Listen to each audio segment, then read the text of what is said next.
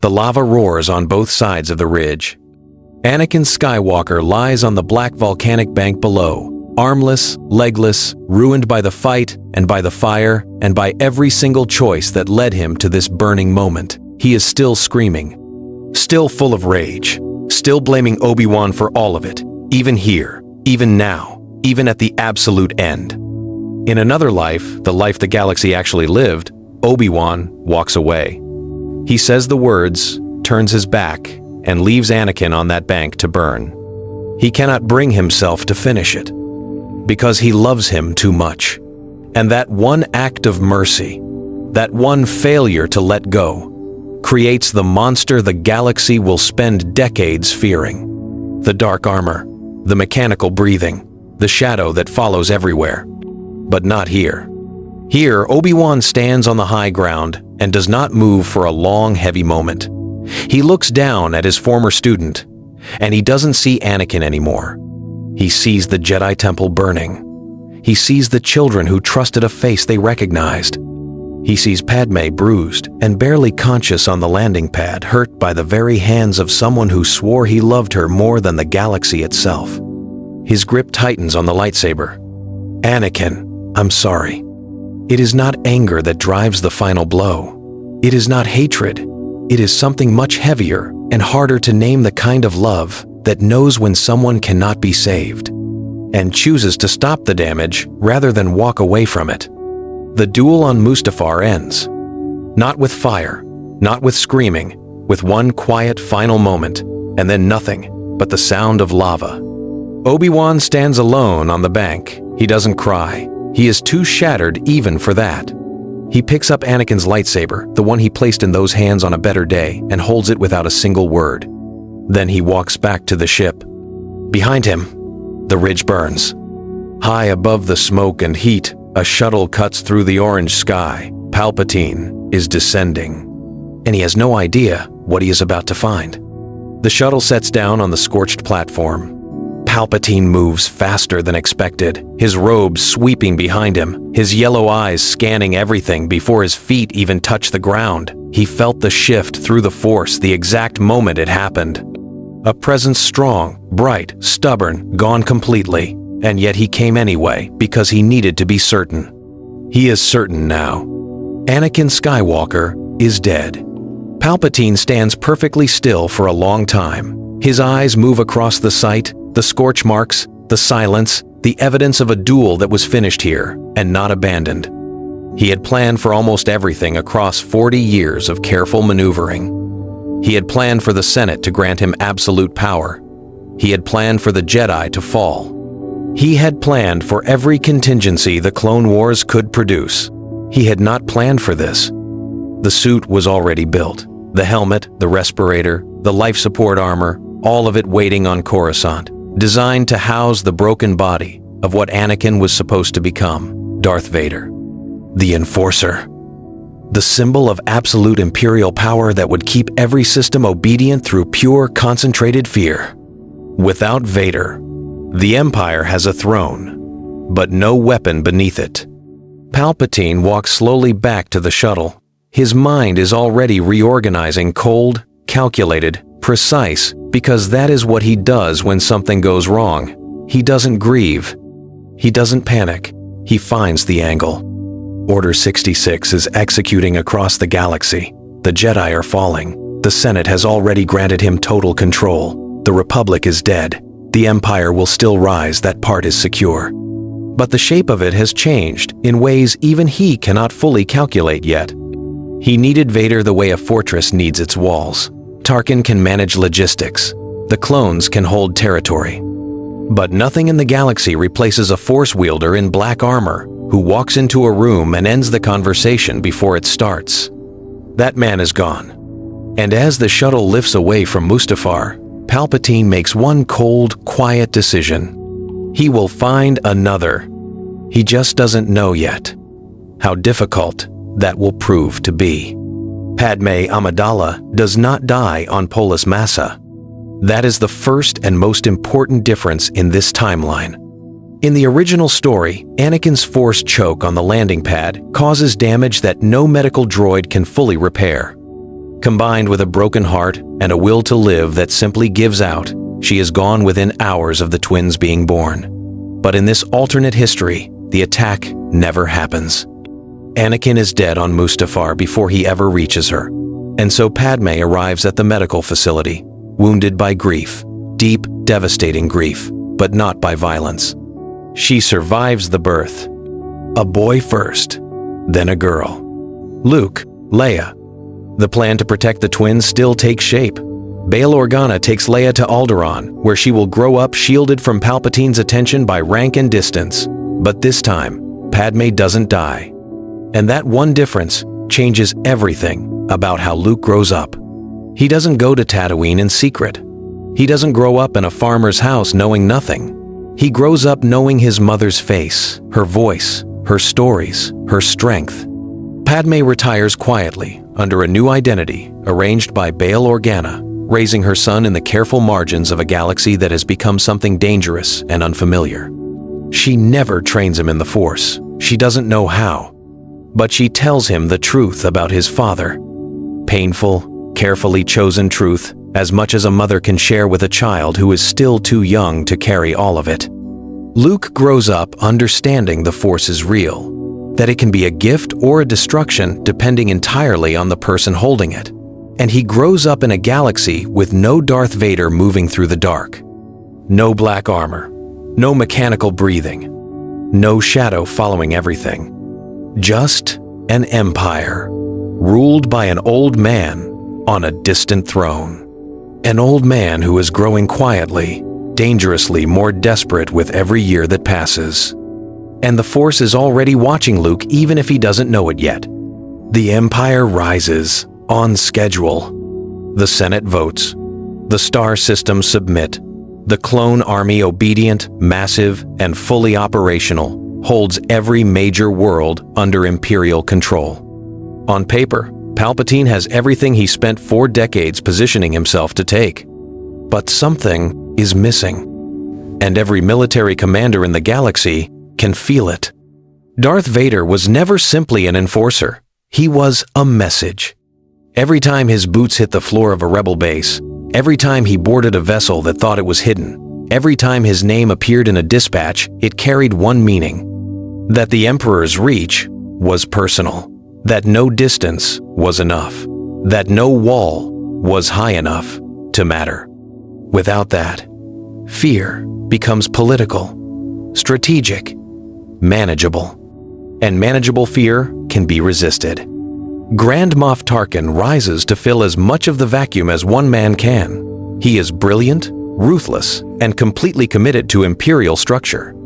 He understands that without a symbol of unstoppable personal force, the Empire needs a weapon of impossible scale, something so final that no courage can argue with it. So he accelerates the Death Star project, pushes the timeline, demands resources the program was never originally allocated.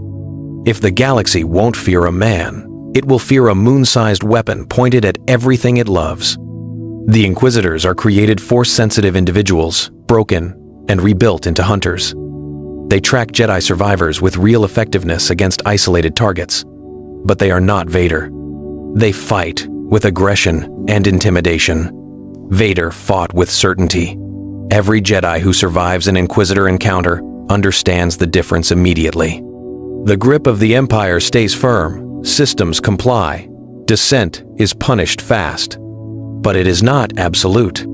In the Outer Rim, in the quiet spaces between patrol routes, where Imperial presence grows thin, something small is beginning to stir. The kind of thing that looks like nothing until, quite suddenly, it looks like everything. Palpatine can sense it through the Force. He just has no one left who can stop it in time. Obi-Wan Kenobi feels the difference almost immediately. In the months after Mustafar, he expects to be hunted. He settles near Tatooine out of obligation to watch over Luke from a safe distance, as planned. He prepares for years of silence. He prepares for the kind of isolation that eventually becomes indistinguishable from disappearing. The hunter never comes. The Inquisitors are real, and they are dangerous. One tracks him to the Outer Rim 6 months into the Empire's formation, a serious fight. one that leaves Obi-Wan with a cut across his shoulder and a genuine respect for how effectively Palpatine constructed these replacements. But it is not Vader. The difference in skill is measurable. And measurable means survivable. Slowly, carefully, Obi-Wan begins reaching out. Through coded signals and cautiously arranged contacts on worlds far from Imperial patrol routes, surviving Jedi start finding each other. Not many. Order 66 was brutal and nearly total, but some. Enough to matter. Kanan Jarrus, still young and raw with grief, responds to a signal he almost doesn't trust. Ahsoka Tano, operating entirely alone, trusting almost no one, eventually makes contact through Bail Organa's underground network. Yoda remains on Dagobah. He is more careful than the others, and with good reason. He has lived long enough to know that hope and recklessness feel completely identical in the early stages. But even Yoda acknowledges the moment is different. A window, this is, he tells Obi-Wan through a brief, encrypted transmission, small, but open. They don't attempt to restore the Jedi Order. Too visible, too fast, too easily destroyed. What they build instead is quieter, a loose, patient network, safe houses, trusted contacts, a handful of Force-sensitive young people guided carefully toward understanding rather than formal training. It is not the Temple. It is not the Council. But it is something that should not be able to exist under an Emperor who wanted the Jedi gone forever. And by the time Palpatine's agents realize how far this network has grown, it is already too late to stop it quietly. Palpatine begins his search quietly. He cannot afford to appear desperate. Desperation is weakness, and weakness invites exactly the kind of opportunism he has spent his entire career exploiting in others. So the search is patient, methodical, and almost entirely fruitless. His first serious candidate is Maul.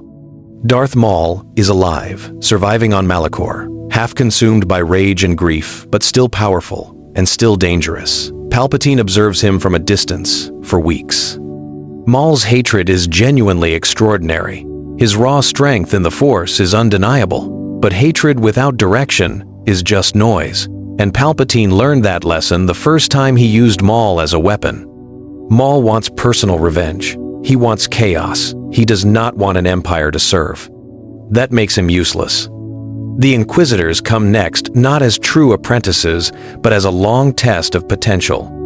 Palpatine pushes the strongest ones deeper toward the dark side. He watches how they handle sudden power, how they behave under pressure, how they respond to defeat. None of them have the spark. They are tools, precise, controllable tools, but not successors. Not symbols. Not what he needs. He looks further out. Force-sensitive individuals exist across the galaxy, some strong, a few extraordinary. He identifies candidates through intelligence networks. A young man on a mid-rim world who moves objects in his sleep. A woman on the outer rim who feels every death within range as a physical wound. A child whose Force signature burns so brightly it registers in Palpatine's meditation from 3 systems away. He sends agents. Some candidates disappear before contact is made. Others are reached and simply cannot be turned. Because the corruption that worked on Anakin Skywalker was not a trick. It was a 40-year construction, immense natural power, combined with deep love, crippling fear of loss, and a mentor secretly poisoning every relationship from the inside. You cannot manufacture those conditions. Anakin was decades in the making. Palpatine stares out across the lights of Coruscant in the dark and feels something he has not felt in a very long time. Uncertainty. Mon Mothma makes her move in year 8 of the Empire. In the original timeline, it takes nearly 2 decades for the rebellion to become a formal, organized military alliance. Darth Vader keeps it small. The constant threat of someone that powerful, that relentless, arriving without warning, keeps bold people cautious and cautious people silent. Without that threat, bold people move faster than anyone expects. Bail Organa has been quietly funding resistance cells since the Empire's 2nd year.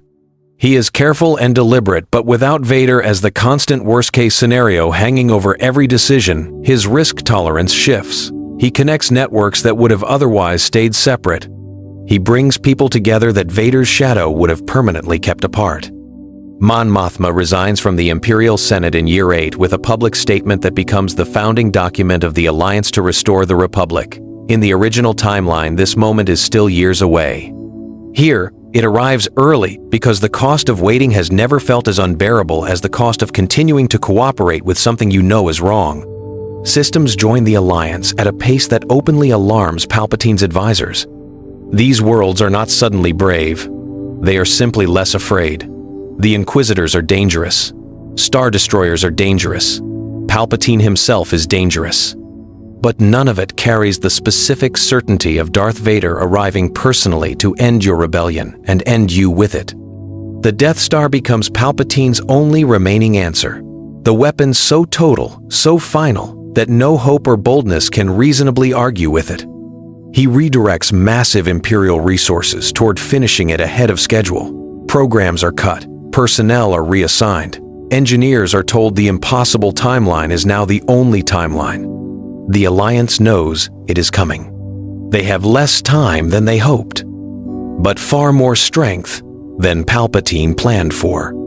And somewhere on the Outer Rim, a young man who grew up knowing his mother's face is starting to ask questions about his father. The prophecy never said when. That is the detail most people overlook. The ancient Jedi texts spoke of a chosen one who would bring balance to the Force, but they never specified a timeline. They never promised it would happen within any particular lifetime, or at all. Anakin Skywalker is dead on Mustafar. The Sith are not destroyed. Palpatine sits above Coruscant, older now, slower in certain ways, but no less calculating and no less dangerous. He controls the largest military force the galaxy has seen in 1,000 years. The dark side is not balanced. If anything, it is more deeply embedded in the structure of the galaxy than ever before. And yet, Luke Skywalker is 16 years old, and he can feel things he doesn't have words for yet. His mother has taught him to be careful to keep what he senses quiet, to never reach too far in public, to treat the Force as something private and serious. She never trained him formally. She doesn't know how. But she has told him the truth that his father was an extraordinary person who made choices that destroyed him, and that those choices ended on a burning planet before Luke was even an hour old. Luke carries that story the way people carry something heavy, not as a burden exactly, but as something that shapes every step he takes. Leia, on Alderaan, has grown into something sharp and certain. She makes decisions with a confidence that goes far beyond logic. She has never once been wrong about a person's character on a first meeting. She doesn't know what to call that yet. The Force is still moving through the galaxy. It has not given up on what it started. It has simply shifted its focus. The surviving Jedi believe balance must still come, not because a prophecy demands it, but because the Force is alive, and living things find a way to correct themselves when given enough time. Something is building quietly in the background of this war-torn galaxy. Something patient, something the Emperor has not planned for. And if you are still enough to listen, you can almost feel it waiting.